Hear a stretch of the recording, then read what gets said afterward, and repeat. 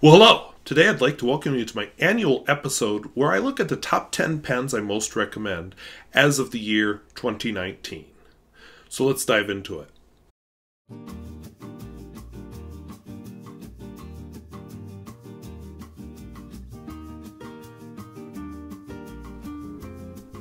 If videos like this interest you, where I talk about fountain pens both new and old and at all price points, I would invite you to subscribe.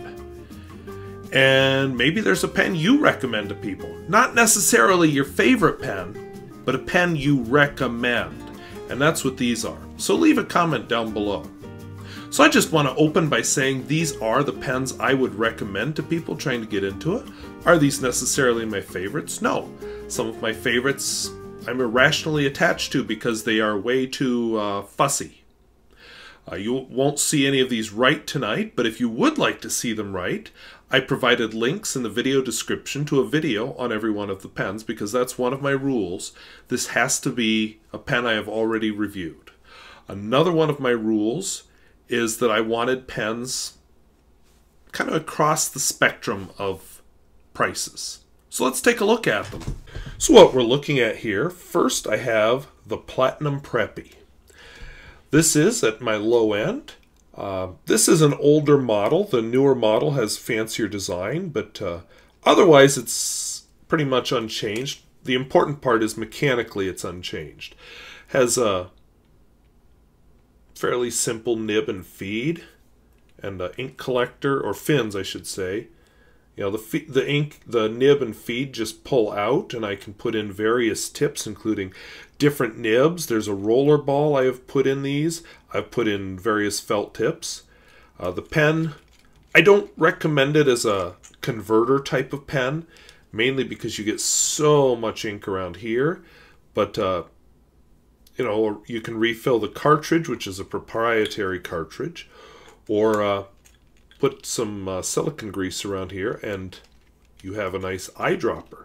In fact, I use 2 or 3 of these daily as eyedroppers in the marker form. You can also put highlighter ink in them. There are a lot of possibilities with these pens. Another important feature, these are some of my best pens for staying sealed.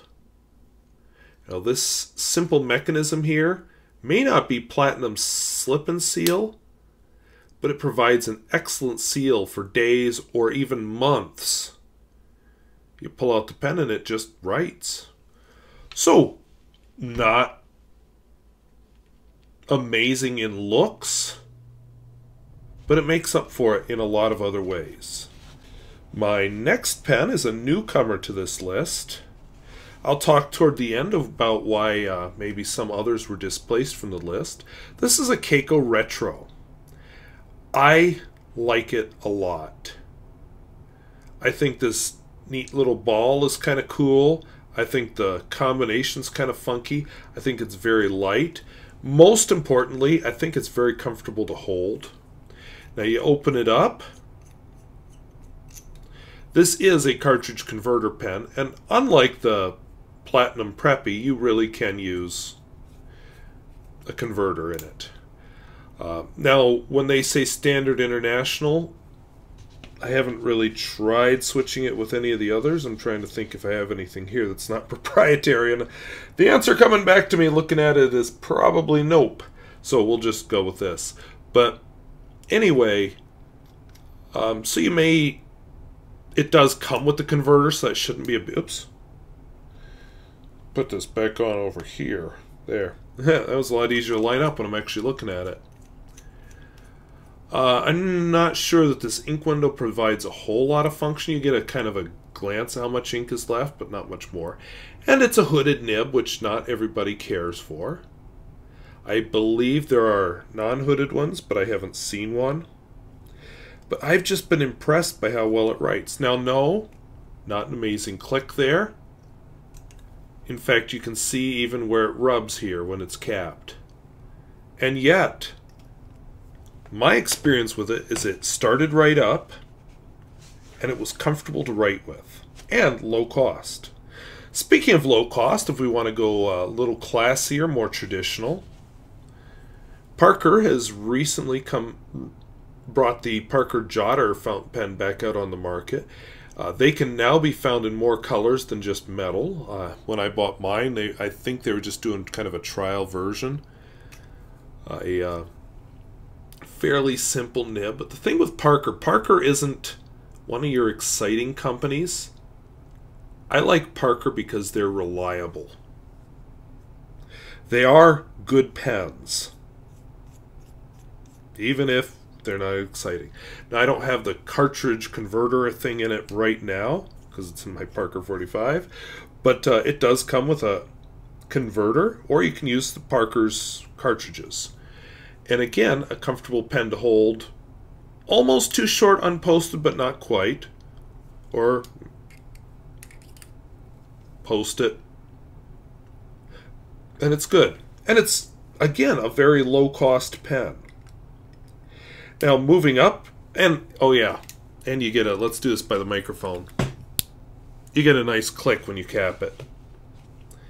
Moving up the price levels, we end up with a Platinum Procyon. This is a newcomer this year. I think it was in my top 10 pens of 2019. I love this pen. In fact, I'm using it as one of my everyday, or one of my pens I'm carrying to work every day. Right at this moment as I record this.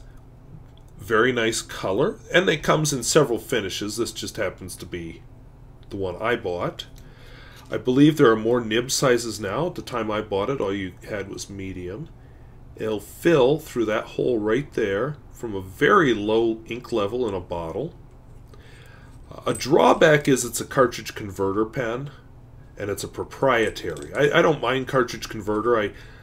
The proprietary I don't like as well. But again, comfortable to hold. The threads don't bother. It's a metal pen, but it's very light, and it doesn't have that icky metal feel. And will not break the bank. Now, if we want to head north a ways to some of the higher priced but still affordable pens that you could look at as a daily writer, I was kind of surprised that I put this pen on this list, but here it is. And I'll tell you why I put it on this list, because I spent some time this winter when I emptied out my Lamy 2000. I just thought, you know, I'm going to just play around. And so I tried a few pens as everyday carry pens and daily writer pens. And you know, this pen, the Parker Sonnet, turned out to be a winner.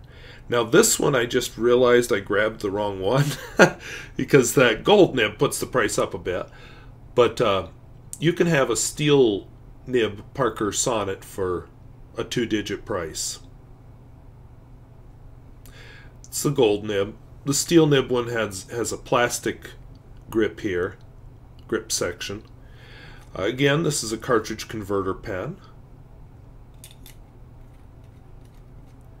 And just a very high quality, very reliable instrument. And you know, if you're looking for something that'll easy to deploy when you're writing, there you go. Comfortable weight, comfortable balance in the hand, very nice finish, a very classic, elegant look. And definitely one I would recommend. No, we're not going to be bowled over in excitement, but like I said, these aren't necessarily my favorite pens. These are my ones I would be most likely to recommend. Now, we can go to a lot of different price points with this pen. From just a bit more than the Parker Sonnet to $300, $400, $500. You know, depending on the finish you can get a Platinum 3776. Now, what I like about them, there's a nice variety of finishes. In fact, I put a nice variety of nibs, so I put links to all the videos I have on various models down below, and you can look at them, get an idea of finishes and nibs. I have one video where I compare, I think, 7 different nibs. These are the same nibs if you want to buy a much more expensive pen. If you want to buy a Nikaya, you get this nib with a different label on it. So this happens to be a broad. This is a koi. It's a celluloid finish, which is a interesting sort of plastic. These are cartridge converter pens, which I don't have a problem with. except that it's proprietary, which is a little bit of a limit. But a very good, very reliable pen that, if you go for the more basic finishes and the more basic nibs, can be had at a decent cost. And a lot of them, not this one, but a lot of them come with the slip and seal mechanism, which means the ink will stay not dried up for a long time. My word left me there. Now, my usual everyday carry pen, although right at this moment I'm trying to empty this one out, is a Lamy 2000. Not this one. The one that's usually my everyday carry pen is in the kitchen waiting by the sink because I want to flush it before I ink it up again. This is the Lamy 2000. I love the fit and finish on this pen. It's just stunning. Like, would you believe there's a piston turning knob here? What? Where'd that come from? I mean, when you look real close, yeah, it's there. But that darn thing hides. Another one, quick to deploy, snap cap. If you want to go more expensive, there's a metal finish, which I don't really want to get. And there's also a blue finish, which I didn't see the point of. Kind of limited ink window, but enough to give you an indication. You would think these ears, which are used for the cap, might get annoying, but no. This is a nice pen, and it just feels good to hold. And it has a little bit of a sweet spot when you're writing, especially as you get the broader nibs, but so worth it. Just a great pen. And it won't break the bank unless you get one of the expensive ones. Now, moving up a little higher in rank, and I'm suddenly realizing 1, 2, 3, 4 pens from the same manufacturer. I didn't plan that out, but now that I'm looking at it, I realize that this is true. Last year I had 3 pens from this manufacturer, so I guess I recommend Platinum. I like Platinum. So this is a Platinum President. Let's see if I can get the sound.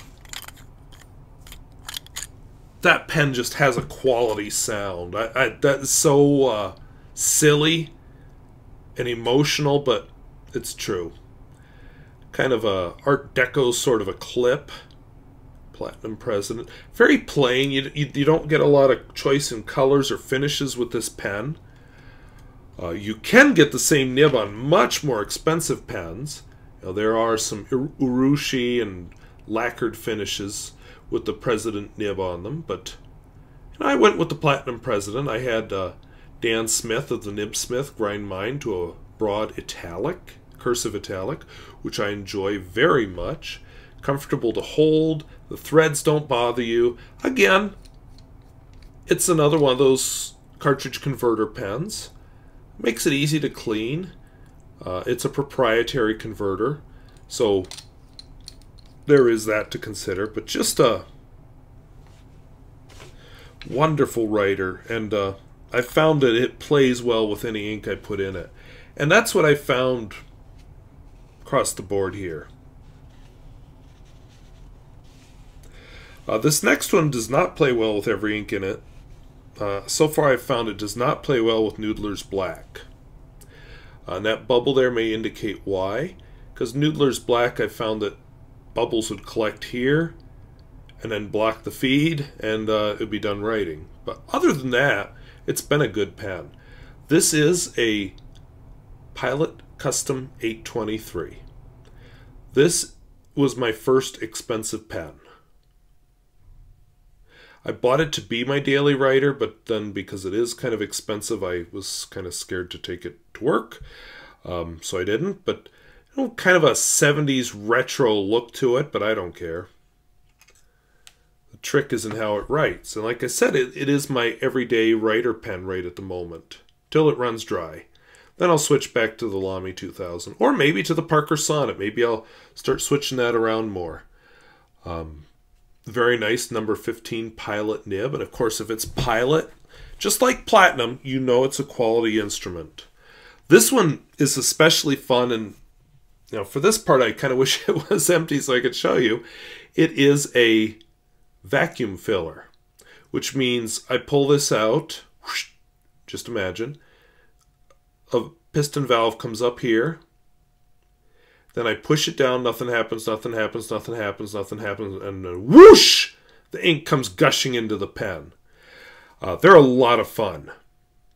And obviously, you get a lot of ink in your pen with that kind of filling mechanism.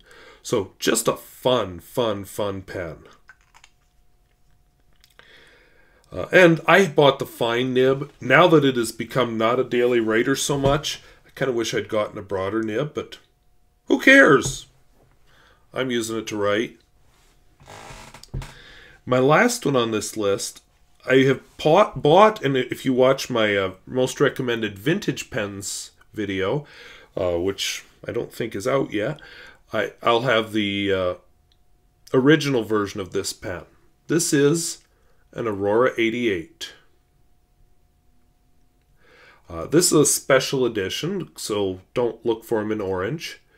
But I was just impressed by the quality feel of this pen. The very comfortable feel in my hand. Like I am tempted every so often when I go on a pen website to get another one of these.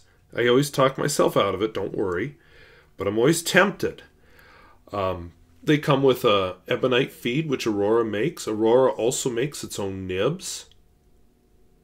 So they have total control over the process. It is unlike most of the others here. This is a piston filler. Very smooth operating, and it holds gobs and gobs of ink. Another fun feature for cleaning it, because this pen is a bit of a bear to clean out. The nib unit unscrews, so then I can flush and give this a soak.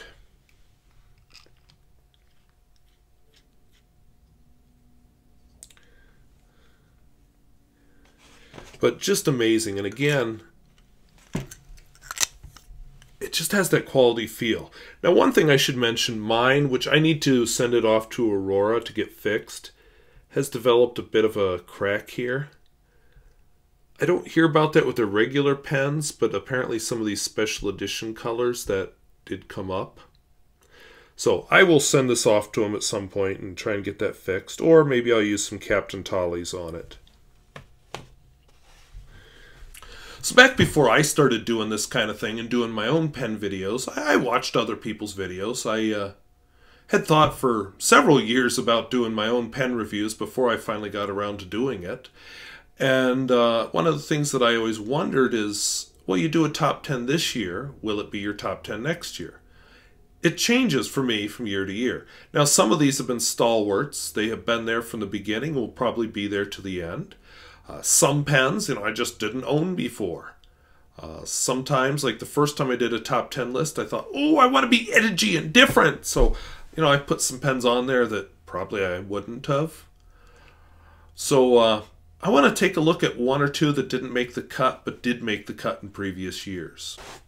So one of the pens that didn't make the cut this year, and it's a good pen, is the Lamy 2000. This pen would probably have been about the price point right around, somewhere around the Platinum Procyon and the Parker Jotter, that neighborhood.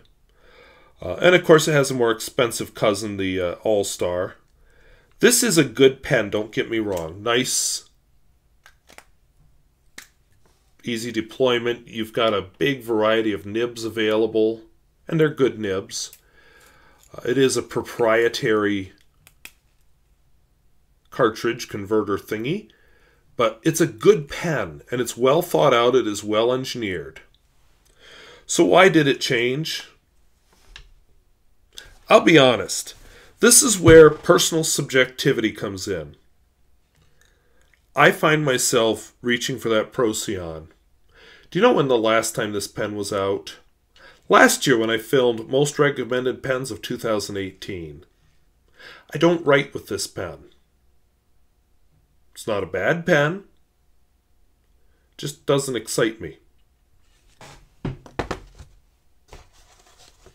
Here's another pen that's been on the list for a long time. This is a Kaco Sport. Now, I have a big soft spot for Kaco because I own quite a number of vintage Kavecos, and I like this form factor. In fact, you will see this inked up in the summers. The price is decent. I even found a converter I could use in it. You could also eyedropper it, although I do not. This is a pen I'll take with me when I hike or go outdoors or something. You know, it's a convenient size when posted, and yet it's small when it's capped. And it is a decent pen. But here's the thing. It's a decent pen in its little niche. When I get outside that niche, this isn't a pen I'm going to pick up to write letters with. This isn't a pen I'm going to pick up to do any kind of writing with. This is a pen I pick up to jot a few quick notes while I'm out wandering around on foot.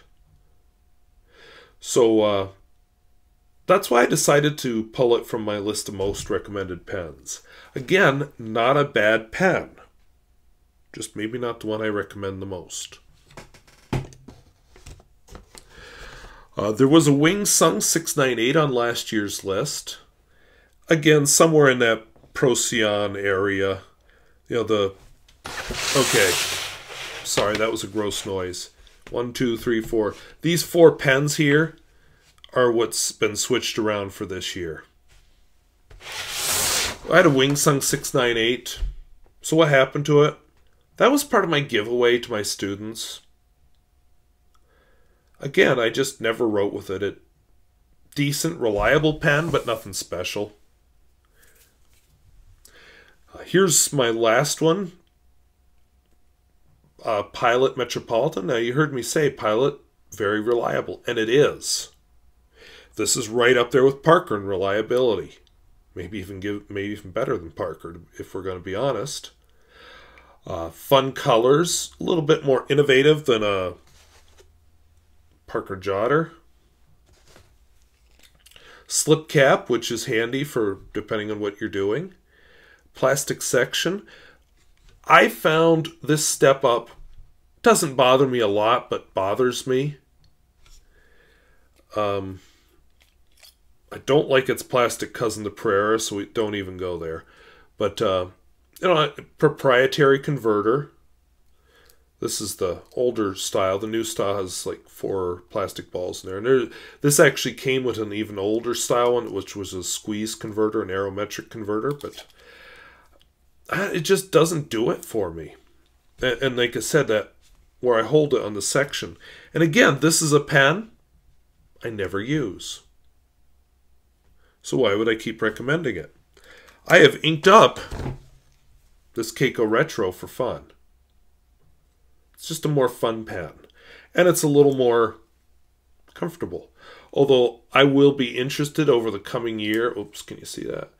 What happens to the wear there? If that gets to be a problem, I may have to revisit this list again. And maybe we'll see the Pilot Metropolitan get back on the list. Now, I was going to be all kinds of, whoa, crazy. And I had 2 more pens that were going to appear on this list.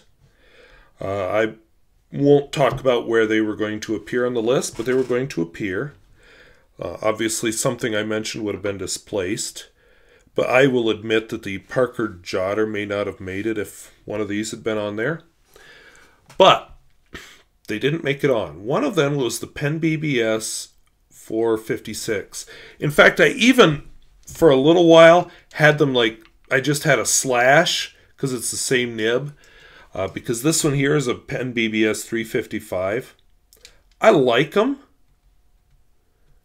I think they have unique filling mechanisms. This one's a vacuum filler. It's pretty. You can take out the nib housing just by unscrewing. You know, pop a new critter in there.